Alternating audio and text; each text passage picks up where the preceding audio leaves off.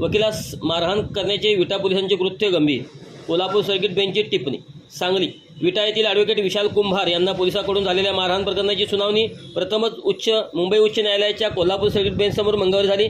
यावेळी विटा पोलिसांचे कृत्य गंभीर असल्याची टिप्पणी न्यायालयाने केली. यावेळी पोलिसांनी न्यायालयापुढे माफी मागण्याची तयारी दर्शवली. विटा येथील वकील मारहाण प्रकरणाची सुनावणी न्यायमूर्ती मकरंद कर्णिक व न्यायमूर्ती शर्मिला देशमुख यांच्या न्यायालयात झाली. कुंभार यांच्यातर्फे ॲडव्होकेट अनिकेत निकम यांनी बाजू मांडली. त्यांनी संपूर्ण घटनाक्रम न्यायालयाच्या निदर्शनास आणून दिला. त्यांच्या युक्तिवादावर न्यायमूर्तींनी विटा पोलिसांचे कृत्य अत्यंत गंभीर असल्याची टिप्पणी केली. पोलिसांतर्फे सहाय्यक सरकारी वकील विराज शिंदे यांनी संबंधित पोलीस अधिकारी व कर्मचारी माफी मागायला तयार असल्याचे न्यायालयाला सांगितले.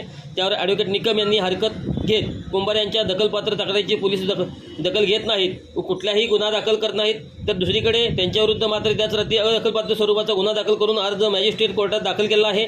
पोलिसांची भूमिका दुटप्पी आहे असे सांगितले. त्यावर न्यायालयाने कुंभार यांच्यावरील अदखलपात्र गुन्ह्यासंदर्भात काहीही हालचाल करण्यास मनाई केली.